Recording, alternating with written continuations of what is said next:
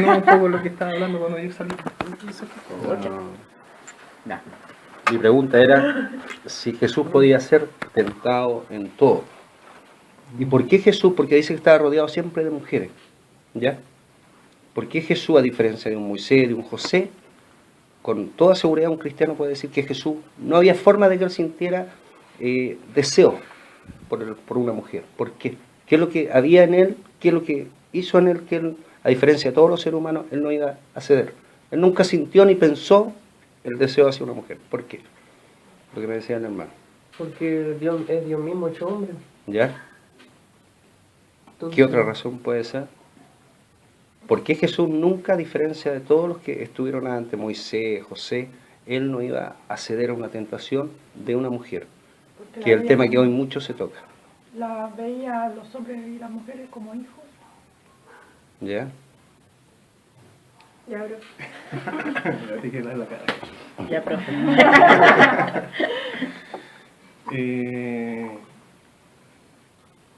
Opino lo mismo que la Celeste. ¿Sabes qué? Lo admito, nunca lo había pensado. Es lo que usted está... Eso es lo maravilloso de la escritura, que no todo tiene... La respuesta está en lo que usted había mencionado antes. Adán, el primer Adán, ¿no es cierto? El primer Adán lo creó Dios, y después que desobedeció, dice que cayó en pecado. Desde ahí dice que toda la raza humana iba a nacer en pecado, es decir, con una tendencia, significa cuando nace una guagua, nace con tendencia a la desobediencia, hacia los padres y por supuesto después hacia Dios. ¿Quién era la persona que iba engendra eso? Es el hombre. Es el hombre el que transmite el pecado. Desde Adán hasta el día de hoy, hasta el fin de los tiempos, es el hombre el que transmite el pecado, no la mujer, es el hombre, Adán, desde ahí en adelante. ¿A dónde quiero llegar? Jesús no Que era Jesús de no hombre. vino de hombre. Ahí quiero llegar. ¿Por qué Jesús era imposible? ¿Qué es lo que hace? Exacto, maravilloso. Por eso que Jesús no podía nacer de un hombre.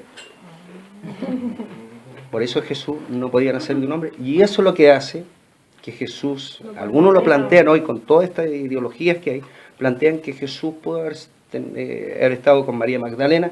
Es imposible porque él no había en su cuerpo el pecado en sí. No había en su cuerpo el pecado en sí. Entonces él no tenía la tendencia, no sentía atractivo. ¿Pero por qué? Porque él, por eso era necesario que no fuera un hombre, porque si hubiera nacido como todos nacemos, Hombre. claro, del matrimonio, digamos, de María con José, él no hubiera cumplido el propósito de Dios, porque él tenía que ser como el primer Adán. A eso se refieren cuando hablan siempre del primer Adán. Primer Adán puro, totalmente. El pecado, esa tendencia de desobediencia no estaba. Jesús tenía que estar en la misma condición y estuvo, y se mantuvo hasta la cruz. Claro, porque Adán también era hijo de Dios directo. Directo. Claro. También tenía esa condición Venido de no Dios pecado. directamente. Y Exacto. a pesar de eso igual pecó. Pero Jesús, en la misma condición de Adán, como a partir desde el mismo nivel, Exacto. ¿cierto? Pero Jesús lo cumplió. Jesús cumplió, ese era el motivo. Al lado. Ahora Satanás fue muy astuto porque Satanás sí lo tentó, pero cuando hablamos de tentar se refiere a ofrecer cosas. Le ofrecieron lo mismo que hizo en el jardín del Edén. Satanás, que le dice a la mujer, que le ofrece algo, ¿no es cierto? Y le distorsiona la escritura. Entonces, ¿por qué Jesús nunca pudo haber caído en una tentación como esa? Es porque el pecado no estaba en él. No significa, porque algunos dicen, bueno, entonces era un ser perfecto, iluminado. No, no es eso. Él fue tentado en todo, pero él, así como el primer Adán, él podría haber cedido. Claro. Sí, él podría, Podría haber sí, cedido. él podría haber cedido. Y hay quienes dicen que Jesús era un ser totalmente, que él vino y era perfecto, que él nunca sufrió nada. Getsemaní, ¿qué es lo que hace? Se arrodilla, dice que lágrimas de sangre caían. ¿Eso fue literal? Lágrimas de sangre, cuando dicen el Getsemaní, sí fue literal. Está comprobado científicamente, una persona bajo el máximo estrés que puede sufrir, hay casos en el mundo que se ha dado, y llega que empiezan a sudar sangre. A ese nivel de estrés estuvo él. gente que la están a punto de ponerla en la silla eléctrica, gente que está así como tan... como- Y eso es maravilloso, porque Getsemaní en el griego significa lugar de presión. Getsemaní es el lugar donde estaba la uva y estaba lo que hace donde muelen la uva, la máquina. Eso significa Getsemaní, lugar de presión. Simbólicamente Jesús va ahí, ora ahí, y él estaba, Dios lo estaba, el Padre lo estaba como a la uva, lo estaba presionando pero hasta el último. Por eso que él suba. Ahí está su condición humana, porque hay quienes dicen, bueno, entonces era un ángel. No, había una condición humana cuando le dice, Señor, si puede aparta de mí esta copa. Era como Adán. Era como Adán. Él pudo haber caído ahí, él pudo haber dicho, yo hasta caído. Pero él dice, Señor, aparta de mí esta copa. Pero después inmediatamente le dice, pero Señor, que se haga tu voluntad. Ahí está toda la parte humana. Toda la parte humana está ahí, en ese Getsemaní. Ahí se ve que era un ser humano, totalmente. Totalmente. Y cuando está en la cruz, cuando dice, Padre, Padre, ¿por qué me has abandonado? Es decir, hay quienes plantean también, y al parecer, cuando él dice, Padre, Padre, ¿por qué me has abandonado? Es lo que se siente cuando nosotros los cristianos decimos que alguien se va al infierno. Esa sensación horrorosa de saber que no hay un Dios, que no hay alguien que está, es la que él siente ahí arriba. Él fue, por eso dice la Escritura, que él fue tentado en todo lo nuestro, fue tentado en todo, pero él no cedió nunca.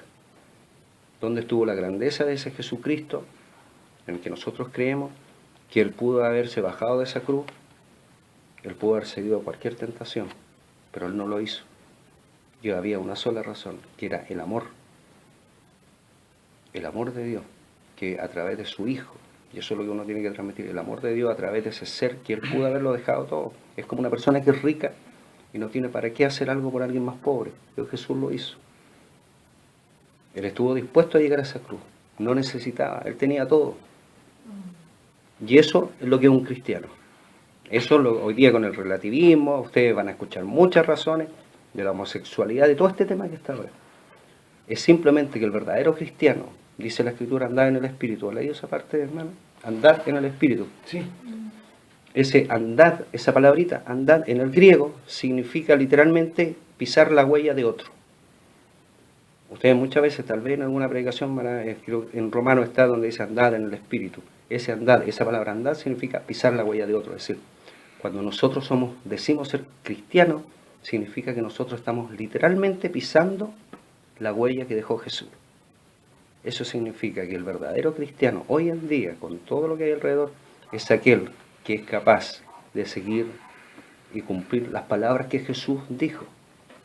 Hoy en día el cristianismo no puede ser titubeante. Sí podría ser que realmente no. El verdadero cristiano es aquel que si Jesucristo dijo que algo no correspondía, no era bueno ante los ojos del Padre, literalmente tiene que ser así. Y yo tengo que someterme a lo que Jesús dijo.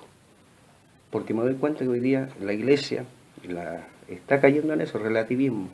Sí, pero es que podría ser, pero vivir en pareja, es que puede ser que el niño tal vez lo dejemos que se desarrolle.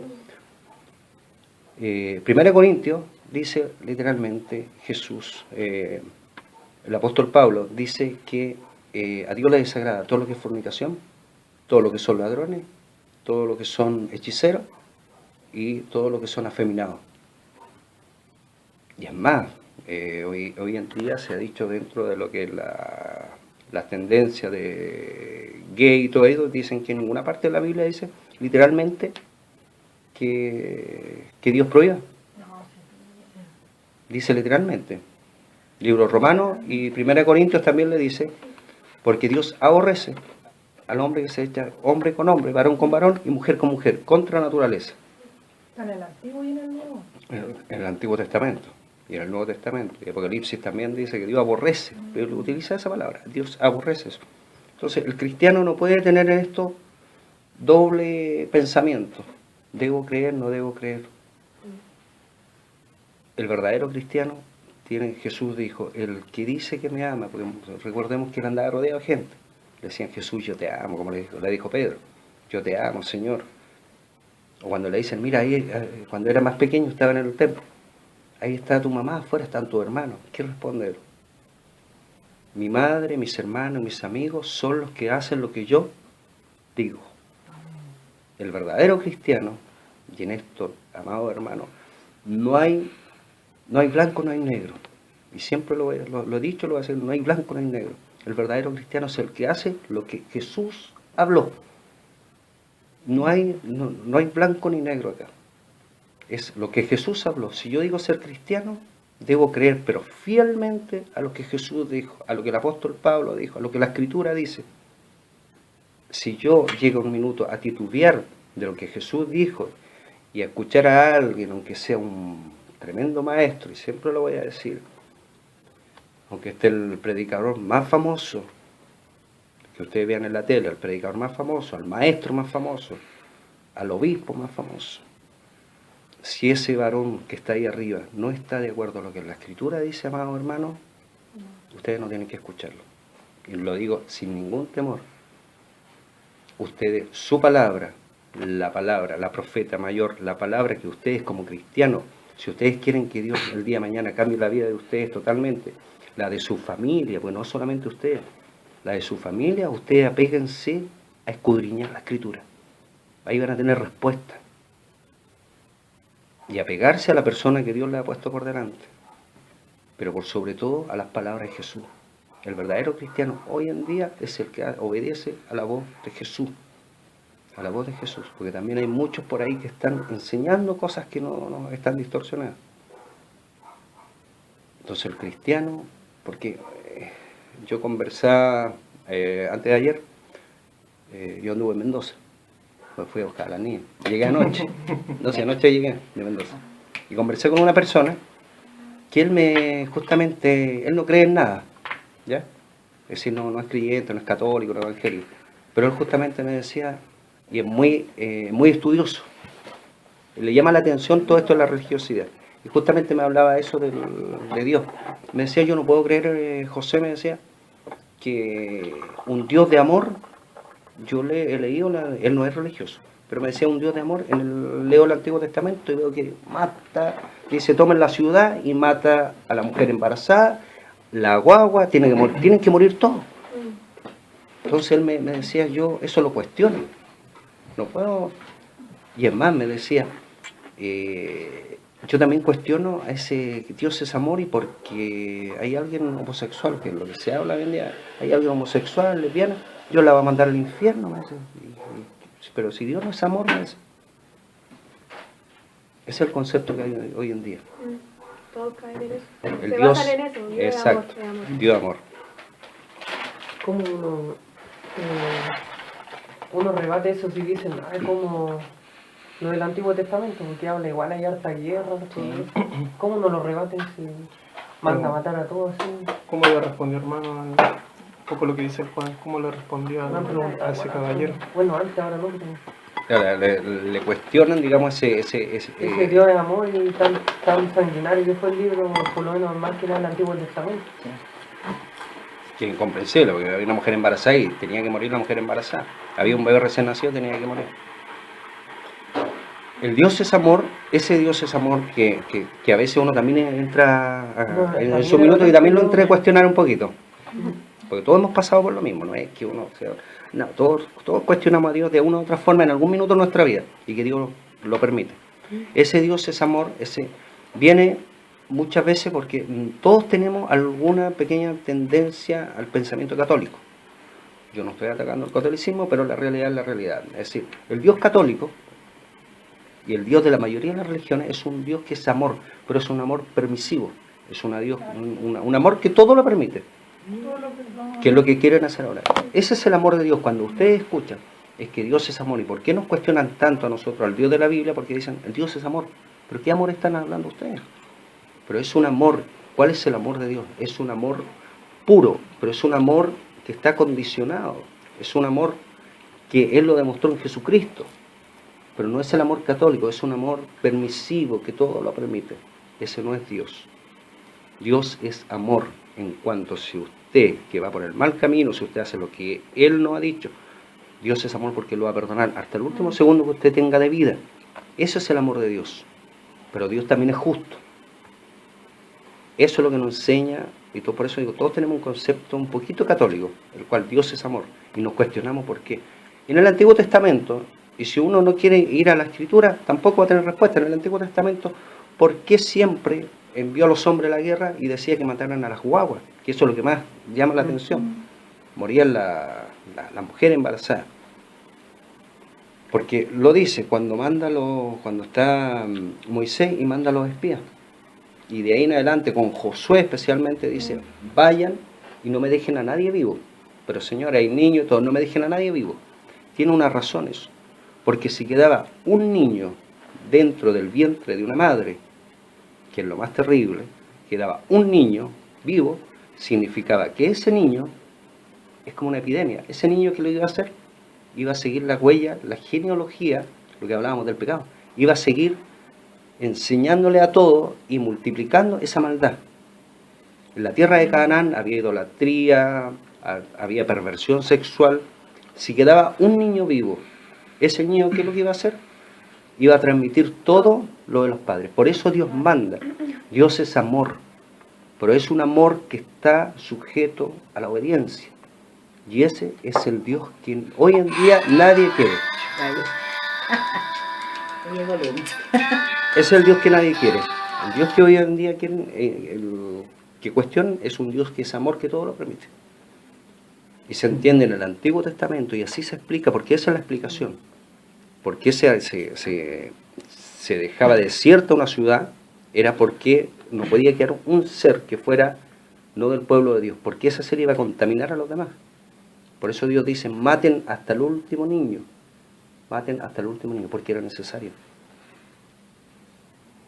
Todo tiene una explicación. Porque Dios llama a un pueblo, ¿no es cierto? Llama a un pueblo que es hebreo, llama a un pueblo ¿para qué? Para la santidad, sed santo, y Jesús también lo dice, sed santo porque yo soy santo, vosotros sois nación santa, pueblo escogido. Eso no es palabra por hablar Dios, sino que Dios toma un pueblo y necesita que ese pueblo sea santo como Él es. Lo que quería Dios, a través de todo lo que podemos leer, que a veces es bien enredado, la verdad, en el Antiguo Testamento, es una sola cosa. Él estaba preparando el camino para Jesucristo. Todo el Antiguo Testamento tiene mucho de historia, por eso es muy complejo. Pero todo era preparar el camino de santidad para que viniera el Santo de Israel, que era Jesucristo. Todo el Antiguo Testamento da en eso. Dios necesitaba un pueblo apartado, limpio, porque a través de él, ¿quién iba a nacer en algún minuto? El Mesías. Pero tenía que ser un pueblo apartado. Hay quienes tampoco entienden, y se ve claramente lo que decía el hermano, ese Dios que es amor. En Egipto, ¿por qué envía todas las plagas? ¿Por qué envía todas las plagas? ¿Y por qué las plagas? ¿Cuál era el propósito de todas esas plagas? Estaba dándole el mensaje así, o apretándolo de a poquito. ¿Era para ofender los dioses egipcios? Sí. Eso era uno, exacto. Demostrar que él era el Dios verdadero, no esos dioses de piedra que tenían ahí. Exacto. ¿A quién se lo quería demostrar? ¿O con Claro, quién? claro. Porque Dios siempre busca... Ese Dios es amor, ese es el amor de Dios. Dios siempre, ¿qué es lo que hace? Como dice Jesús, vosotros sois como los polluelos, le dice a su pueblo cuando él estaba. Como una gallina quiere juntar a sus polluelos, pero vosotros nunca. Dios siempre quiere acercarse al hombre, lo que decía el hermano. ¿Qué es lo que buscaban las plagas? ¿Qué es lo que buscaban? ¿Impactar a quién? Me da la impresión que impactar al... Puede ser que esté equivocado, pero me da la impresión que más que impactar a Faraón, era impactar a su pueblo. ¿O estoy mal, hermano? Sí. Hay muchos que interpretan que lo que Dios quería era impactar a los egipcios, a los hebreos. Dios tenía un propósito en todas las plagas, en todo eso tremendo. Era grabar en la mente de los hebreos, grabar en su mente quién era el Dios, a quiénes ellos, cuando Él los sacara al desierto, a quiénes iban a servir. No era tanto, no quería impactar a los egipcios, no buscaba eso. Las plagas, el único propósito que tenían era que quedara acá en la mente, y de los más niñitos, ya bien chiquititos, que ellos dijeran y se transmitieran. Recordemos que se transmitía todo por hablando. Lo que Dios buscaba con todas las plagas, con todas las maravillas, prodigios que hizo en Egipto, era que su pueblo tuviera la seguridad del Dios que iban a seguir. Eso es lo que buscaba. Porque hay muchos que le dan otras interpretaciones, las plagas, no, las plagas, y el judío lo entiende hoy, así. Yo estuve leyendo un texto judío como tal, y ellos en la Torá, ellos interpretan eso. Nuestro Dios, y ellos hacen muchas fiestas hasta el día de hoy, el Purín y todo aquello. Y ellos tienen clarísimo que Dios lo único que buscó en Egipto fue que ellos lo conocieran. Es lo mismo que pasa con el cristianismo. En el cristianismo pasa lo mismo. Nosotros escuchamos en el andar de nuestra familia que no es cristiana, y a veces también de llamados cristianos, es que yo conozco a Dios. Usted habla con un familiar que no es evangélico, pero dice, yo conozco a Dios, pero si el Dios es el mismo. Hay muchos hermanos también evangélicos que dicen, sí, yo conozco al Señor, yo hace 10 años que conozco al Señor. Pero esos 10 años que yo conozco al Señor, ¿usted cómo era 10 años atrás? ¿Decía malas palabras, garabatos? Sí. Y de repente sigo diciendo algunos garabatos. Y tenía un mal vivir, tenía algunos vicios, y sigue con lo mismo. Y sí, todavía sigue algo. Entonces nunca ha conocido a Cristo. Mi pueblo desfallece por falta de conocimiento. Cuando habla de conocimiento ahí está hablando de un conocimiento no escritural. Esa palabra, cuando nosotros hablamos de conocer a Dios, de conocer a Cristo, no es una palabra de conocer de acá.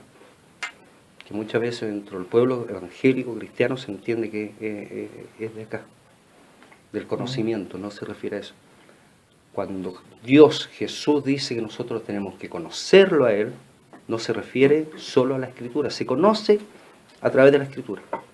Pero ustedes tienen que tener una experiencia como lo tuvo el pueblo de Egipto con Dios. Cuando ustedes dicen conocer a Cristo, porque ustedes han tenido una experiencia con Él. ¿Cómo se tiene esa experiencia? Cuando ustedes se arrodillan, oran, y Dios va respondiendo todos los testimonios que usted me ha hablado. Eso es conocer a Cristo. Ser testigo. El católico o la persona que no es evangélica, no es cristiana, porque yo hago una pequeña separación, al final la voy a, por eso que hablo siempre del cristiano y el evangélico. Para mí el evangélico, puede haber muchos evangélicos, pero pocos cristianos. El cristiano es lo que dije al principio, el cristiano es el que se apega a las palabras de Cristo, el que vive de acuerdo a la Escritura. El evangélico es alguien que sigue una religión más y sigue rituales, que son muy diferentes. Voy a la iglesia, llevo la Biblia, pero no tiene una experiencia con Dios. La experiencia con Dios es todos los días.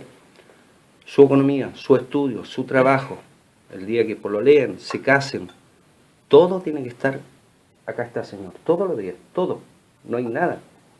Dios conoce sus pensamientos en lo más íntimo, como hombres y como mujeres. Dios conoce lo más íntimo de los pensamientos. La experiencia con Dios es decirle, Señor, aquí están mis deseos que no corresponden, mis deseos que corresponden, los anhelo todos los días, ponerlo ahí para Él. Ese es lo que Dios busca, ese es el amor de Dios.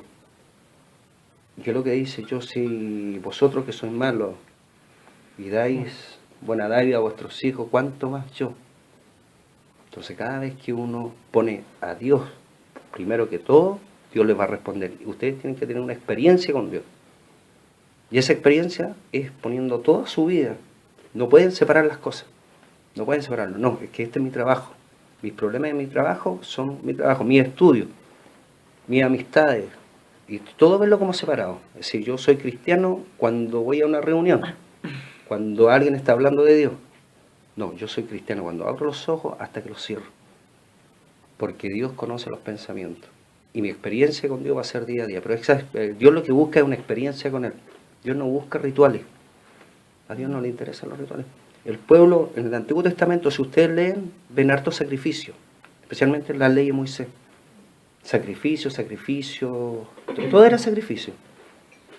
Y llega un minuto en que uno de los profetas le dice a Dios, le habla a Jehová, y le dice, Señor, pero tu pueblo, le dice, ha hecho todos los sacrificios.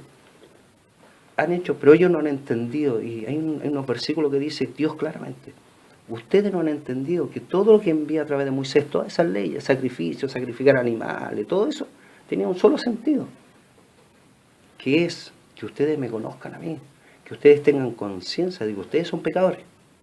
y que ustedes necesitan su vida, someterla a mí. Y fíjense que no hay quienes plantean de que el Antiguo Testamento es uno y el Nuevo Testamento es otro. Cuando uno comienza a hablar, fíjense que se entrelaza lo uno con lo otro. Porque Jesús, ¿qué es lo que hace? Jesús hace lo mismo. Jesús dice, yo morí en esa cruz. Morí en esa cruz. Fui sacrificado. Pero yo no quiero ritual. No quiero personas que se arrodillen por ritualismo, que lleven una Biblia por ritualismo todos los domingos.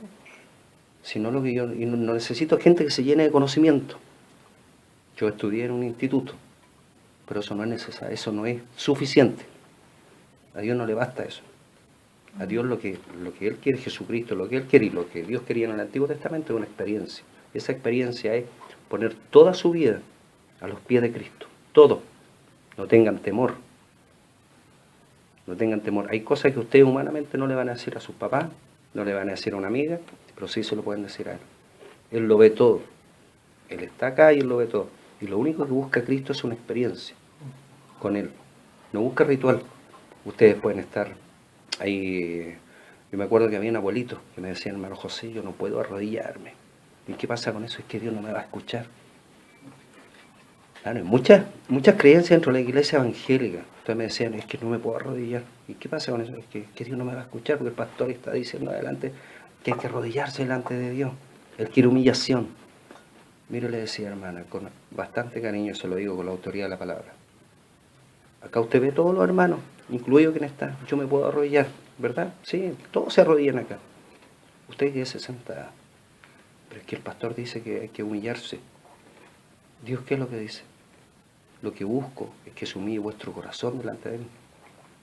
Él no siempre necesita que la persona se arrodille físicamente. Es su corazón, es nuestro corazón el que tiene que arrodillarse delante. Hay muchos que están de rodillas acá. Hay muchos que están en un púlpito predicando. Pero su corazón sigue enaltecido. El lugar de Cristo, el lugar de Dios no está realmente. Entonces lo que Dios busca es un corazón humillado, un corazón sometido a Dios. Eso es lo que Dios usa. Él no vino a los sabios, como dice, no vino a los grandes hombres. Un verdadero cristiano es un hombre que somete su vida con humildad. Y siempre le decía al hermano, y se lo digo a usted porque yo estoy delante de usted, y así como una vez lo dije con el hermano, estoy delante de usted y yo no sé qué Dios tiene para usted. Tal vez un tremendo profeta, un tremendo maestro, un pastor, misionera. Para Dios no hay nada imposible. Y si Dios los tiene, Dios tiene un propósito. No es casualidad. Y si Dios los tiene aprendiendo es porque hay un propósito.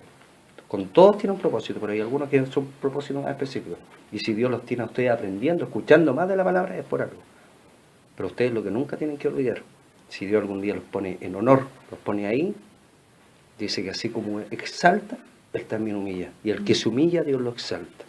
Nunca olviden de que la gloria, de que todo lo que ustedes hagan, siempre es de Dios. No es porque lleven, que yo he escuchado, llevo 10 años en la iglesia, llevo 20, me ha costado a mí llegar a tener esta tremenda iglesia, me ha costado formar este instituto.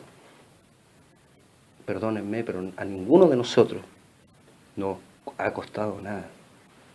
No nos ha costado nada. Es más, hay quienes dicen, yo he tenido la fe. Mi fe me ha llevado a conquistar. ¿Y eso es posible? Que un cristiano por su fe llegue a conquistar cosas. Por su fe, ¿es posible? Que usted llegue a logro, digamos. Puede ser que esté equivocado con lo que voy a decir. Según lo que yo entiendo, que uno tiene que tener fe no a sus convicciones, sino que fe a la palabra. Porque lo que Dios dice, Él lo va a cumplir. Lo va a cumplir. O sea, fe a lo que el Señor dice, o sea, es como le creo a Él. Y Él lo va a hacer. Exacto. O sea, no sé, o sea, bueno, está bien también. Todo, dice Plato, todo en la escritura tiene relación lo uno con lo otro, y todo tiene una respuesta. ¿Por qué dice y siempre escuchamos dentro de la iglesia evangélica, dad toda la gloria a Dios, dad la gloria a Dios? No se gloria, hermano, dele la gloria a Dios. Y eso es así. Pero hay que entender por qué. Porque dice Jesucristo. Ningún hermano cuando usted dice, no, porque mi fe, de acuerdo a vuestra fe será hecho. a vuestra fe. Pero esa fe que habla Jesús, de acuerdo a vuestra fe, es la fe de Jesús. Dice en el idioma original, dice que la fe de Dios tenemos. Dios nos ha dado la fe de Jesucristo, dice, porque vosotros tenéis la fe de Dios, que es muy diferente a tener la fe en Dios. Jesús mismo dice que ninguna de la fe que tenemos nosotros no es de nosotros. Jesús nos dio, recuerden que Él le dio a cada uno, Él le dio. Entonces cuando nosotros decimos, yo por mi fe, yo oré, yo tenía fe, lo exponemos hacia los demás como que es mi fe, yo soy un hombre de fe. Hace poco escuché a alguien, yo por mi fe voy a lograr, por mi fe, no es mi fe. Ni siquiera mi fe. Jesús es bien claro, dice, ni siquiera la fe que vosotros tenéis es vuestra. Porque yo os di, cuando vosotros naciste, yo os di, puse esa fe, y esa fe se activa. Es la fe de Cristo. Ni aún siquiera la fe que tenemos es nuestra. Nada es nuestro. El creer en Jesucristo no es nuestro. Por eso que dice que toda la gloria es de Él. Es algo complejo. No encuentro que sea complejo ser cristiano, sino que hay que estar dispuesto. Primero que para ser cristiano usted tiene que haber aceptado a Cristo. Y no es algo místico tampoco. Misticismo es aceptar a Cristo y que sentía algo, ¿no? Lo último que hablaba con mi esposa, que me dice, pero hay tanta gente que aceptó a Cristo. Esta persona murió y antes de morir, no sé si les ha pasado, que han escuchado eso, antes de morir, aceptó a Cristo. Y la familia queda con la duda, ¿se habrá convertido, se irá al cielo, digamos así, o a dónde se fue? Porque era malo, pero antes de morirse como un ladrón, aceptó a Cristo, hizo la oración.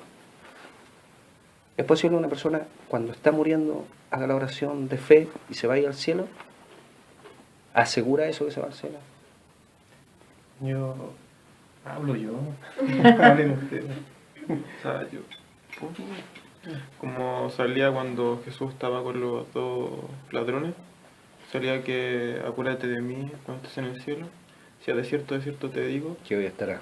sí, conmigo no, entonces yo creo que si es de corazón, si es sí. Excelente. Yo iba a decir eso.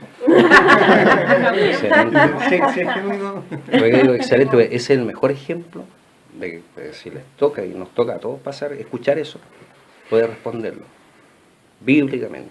¿Por qué? Porque el mejor ejemplo es cuando el hombre está en la cruz. ¿Qué es lo que decimos todos? Que dice, si confesas, le decimos a la gente cuando se va a convertir. La Biblia dice que si confesares con tu boca y creyeres en tu corazón, serás salvo. Ya venga para acá, usted está enfermo, ya, diga la oración, Señor Jesús, y ya, usted hermano. O sea, es posible, pero en un caso extremo, ¿qué es lo que pasa? Que una persona que sigue viva, usted va a ver los frutos, ¿no es cierto? Si fue realmente convertido. Pero una persona que está en una situación que está partiendo, no va a saber nunca. ¿Cómo es posible saberlo? Ese hombre estaba en la cruz, ¿no es cierto? Y había otro. Uno representa al cristiano y el otro al no creyente. Pero ese que estaba en la cruz, que le habla a Jesús, Jesús no porque se conmovió, le dijo a este hombre, le dijo, de cierto digo que hoy estarás conmigo en el paraíso, sino porque el que estaba a un lado lo negó totalmente. Y tú no eres quien dice ser, bájate de la cruz. ¿Qué es lo que estaba? Negando quién él era el Hijo de Dios. Y el que estaba al lado correcto, ¿qué es lo que le dice a Jesús? Le confiesa, Señor, yo sé que tú eres quien dices ser. Por eso te pido que hoy estés conmigo, me lleves a tu reino. ¿Qué es lo que hizo? Confesó que el que estaba al lado era el Mesías, era el Hijo de Dios. Y ese confesar era de su corazón. Es decir, para que nosotros tengamos la seguridad de que una persona se hizo creyente o no se hizo creyente, en un momento extremo solo queda a Dios. Porque no es solamente, y muchas veces lo hacemos, no, si esta persona confesó a Cristo, pero sigue ya 3 años en la iglesia y sigue hablando malas palabras, no se casa. No es posible, bíblicamente no es posible. Es decir, usted tiene que tener un cambio. Si convivía, tiene que casarse al año, a los 2 años. Quien me diga lo contrario no es bíblico. tiene que casarse, tiene que haber un cambio radical, paulatino, pero radical. Porque Jesús, Dios no hace cambio, no permite que la persona siga lo mismo. ¿Qué es lo que dice María Magdalena? Cuando la van a piedrar, yo no te condeno. Y hasta ahí llegan todos hoy día, yo no te condeno. Sigue viviendo como no. ¿Qué le dice Jesús? Yo no te condeno, pero no peques más. Tiene que haber un cambio. La Biblia dice bien clara, si confesares con tu boca. Es decir, esta carne tiene que confesarlo. De eso se trata. Esta carne que está en pecado, tiene que someterse y decir, si Él murió en la cruz por mis pecados, soy un pecador. Pero para ser salvo, Él viene lo más importante delante de los ojos de Dios, acá adentro, el corazón. Son dos requisitos. Confesar y con la boca para los hombres, pero con el corazón se cree para Dios. Eso es lo que hace, no es solamente, amado hermano, hacerle a una persona confesar a Cristo y uno decir, ya es cristiano. En un caso extremo, solamente queda para Dios. Si a ustedes les toca en un caso que le digan, se habrá ido al cielo porque mire que confesó antes de morir, ustedes decirle, bueno, eso queda, esperemos que sí, y eso queda para Dios.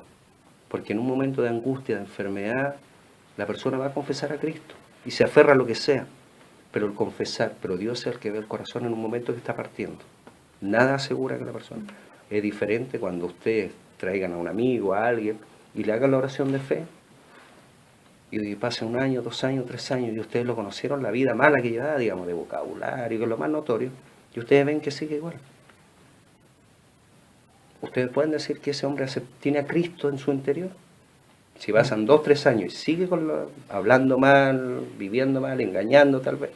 No es posible, bíblicamente no es posible. Tiene que haber un cambio, Porque Dios dice que Él viene y transforma a las personas.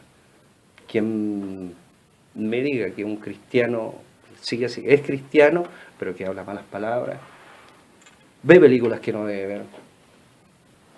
Porque cuando Cristo está en uno, cuando Cristo está en una persona, hay un cambio. Cristo es el que gobierna, Cristo es el que los guía. Por eso muchas veces uno entra en, hago esto, no hago esto. Debo dar este paso, no debo dar este paso. Doblen su rodilla y Dios los va a guiar, pero eso cuando Cristo está en ustedes. Y el verdadero cristiano, ¿cómo se ve? Por sus frutos los conoceréis. ¿Cómo sabemos que una persona realmente... No solo la escuchamos que confesó, la vimos ahí que pasó al altar, tal vez en algún lugar, en la calle, y que aceptó a Cristo? ¿Cómo sabemos que tuvo un cambio, que Cristo vive en él? Porque esto si no es misticismo, sino es religión. ¿Cómo sabemos? Porque pasó un tiempo y hubo un cambio. Tiene que haber un cambio. No es posible que una persona siga, claro, como les digo, se da mucho hoy día la convivencia de pareja. Y si yo veo que la persona lleva 2, 3 años, sigue conviviendo con pareja, sigue como pareja y no se casa, hay algo que no está bien. Porque Dios a uno lo mueve. Si yo conocí a esa persona y esa persona hablaba malas palabras, pasan 2, 3 años y... A veces hay hermanos que tienen una forma, que le decía a mi esposa, tienen una forma que están hablando. Tengo un compañero de trabajo que él es evangélico, ¿ya? Y él de repente me dice, mira hermano José, sabe que estuve peleando, estuve discutiendo algo, o iba en la calle, el otro día me decía que iba en la calle y le estaba lloviendo, le tiraron agua. Pasó el auto, dijo, corrí, le golpeé la ventana, dijo, y le dije una de improperio. No, sí, y siempre, compañero de trabajo, y siempre le pasa. La otra vez lo estaba llamando yo por teléfono, porque yo estoy como a cargo, digamos, él despacha, él lleva cosas. La otra vez lo llamaba Jorge Seba. Entonces, hermano, no le digo hermano, Jorge le digo yo, ¿dónde está? Mire, estoy... Espérese un poquito, hermano José, me dice, porque él me dice hermano. Espérese un poquito, hermano José. Y senté unos perros. ¿Qué pasa ahí? Espérese un poquito, me decía. Y lo empiezo a escuchar. Yo una de improperio. Perro. Y le dio todos los insultos. Después, ¿qué es lo que hizo? Cortó el teléfono. Y al rato me llama. Hermano José, me dice. Sintió los perros, sí, le digo yo, me querían morder, hermano José. Pero les dijo de todo, de todo. Pero él tiende de vez en cuando a utilizar ese vocabulario. Entonces muchas veces nosotros, a veces nos toca que hay personas que nos dicen, mire, ¿sabe? Le voy a contarle tal cosa que hizo, escuché el otro día, una pelea que se dio en el colegio, en la universidad, en el trabajo. ¿Y qué pasó? No, que se anduvieron, tenían altercado y el uno le dijo al otro. Y que me he dado cuenta que muchos tienden a repetir el garabato. Muchos, llamados hermanos, tienden a repetir. Pero ¿qué es lo que dijo? Mire, es solamente para que usted entienda todo y así lo dice, para que entienda todo el sentido que tuvo de ira de ese minuto. Dijo, tal cosa, dijo. Y lo repiten. Entonces yo siempre le digo a los hermanos o a alguien que tengo cierta confianza, le digo, mire, cuando usted como cristiano no tiene que estar diciendo malas palabras, pero es que si no usted pierde el sentido de la ira que yo tenía, lo que le pasa al... Claro.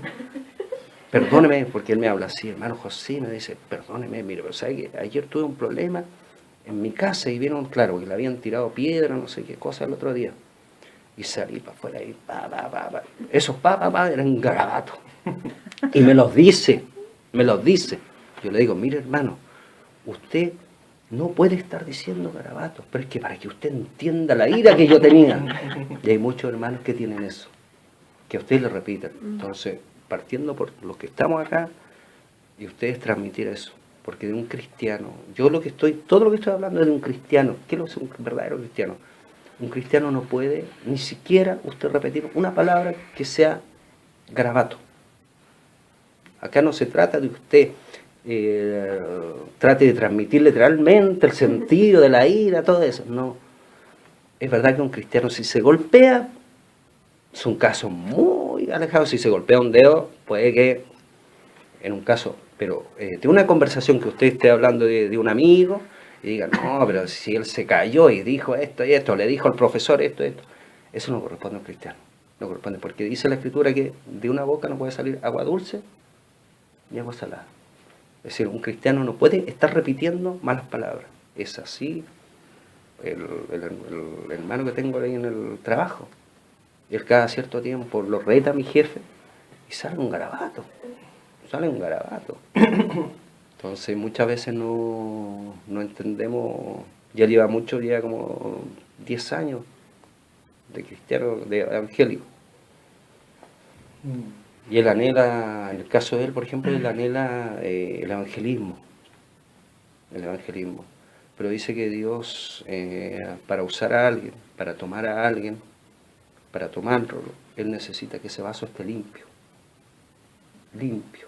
que se guarde, no perfecto, porque cuidado, porque a veces entendemos, habla de ese puso, tiene que estar limpio, tiene que ser alguien que todos los días se levante y ponga su vida a los pies de Cristo, ser como Cristo.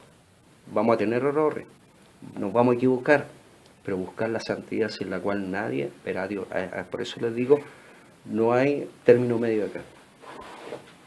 Entonces Dios lo va a usar, pero Dios lo que necesita es vasos de honra. Porque la iglesia dice que en su casa hay vasos de honra y vasos de deshonra. Por eso ustedes van a ver cosas que a veces no corresponden, pero déjensela a Dios. Pero si ustedes quieren ser usados y ser verdaderos cristianos, ustedes sométanse a la Escritura. Y cuidado con quienes están adelante también, enseñando de una u otra forma, predicando también. Disciernan todo en la palabra, hermano. Siempre lo dije, siempre lo voy a decir. Cuando usted escucha una predicación, algo le llamó la atención, vaya a la Escritura. Vaya a la persona que lo está guiando. Pero todo disciérnanlo en la Escritura. Hoy en día, ¿saben lo que está pasando? Se están muchos falsos maestros, falsos profetas. Hay mucho que se está levantando para engañar al pueblo de Dios. Y si el pueblo de Dios no vive de la palabra de Dios, de escudriñarla, esa es la vida de un cristiano.